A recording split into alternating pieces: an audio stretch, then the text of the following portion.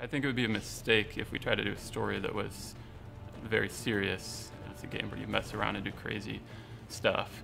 So to match that, you need a crazy story that couldn't take itself too seriously because it just wouldn't fit. Some of a critique that we had in Just Cause 2 was about the story itself.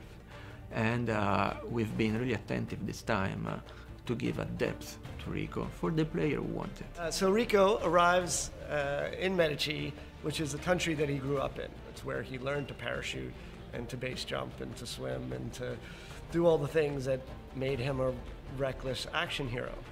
One night, a coup happened and Di Ravello took power. On that night, his parents were killed and he had to escape from the island.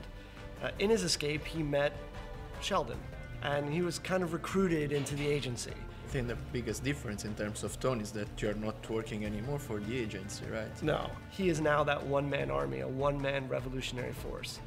He comes back because he gets a letter from his oldest friend saying, hey, Rico, it's been fun, but, we kind of lost.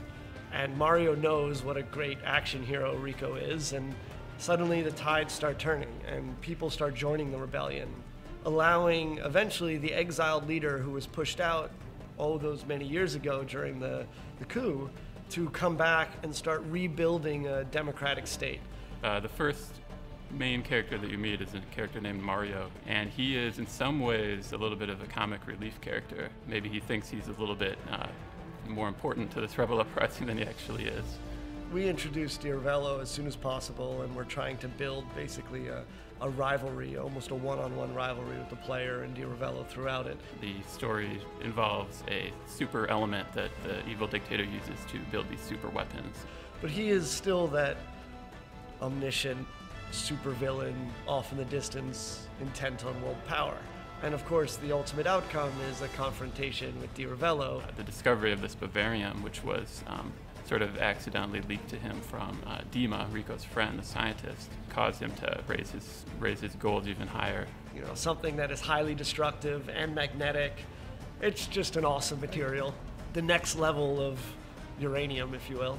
We hope that the characters are enough fun that you don't mind the 30-second cutscene that's introducing what absurd mission you're about to go on. At first we were going to just do regular motion capture and do our VO in it, but to try to improve the quality a little bit, we ended up using full performance capture. So we capture the facial animation with the actors in full suits, including their voice. What this does is you get a little of the gesticulation that we all do, and it ties with how they're emoting within their voice. It's a subtle difference, but I think it improves quality quite a lot. The second piece to it is that we could actually have a cameraman, and what's funny, he's not really holding a camera, he's actually holding a little flat screen with dots on it, and when he looks through the flat screen, he sees the game world. So you're actually able to capture the world.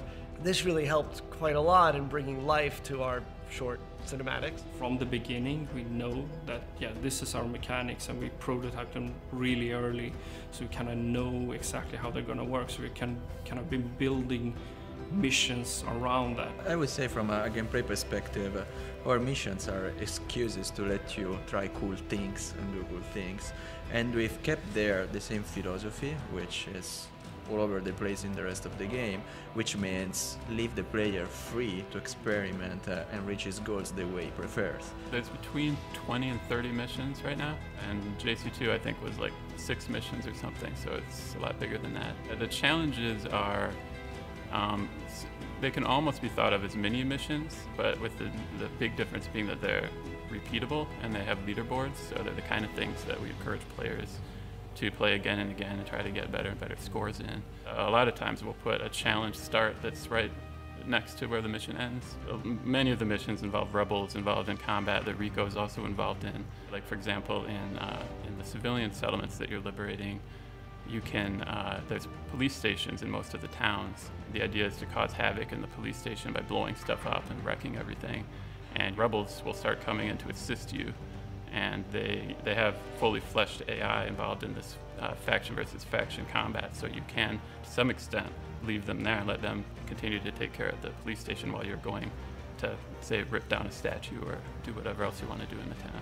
We're trying to build such a systemic AI as possible, and what I mean by that is that basically they can handle kind of all situations. We create a response, so if they hear a gunshot at any point, they should kind of react in a systemic way to that.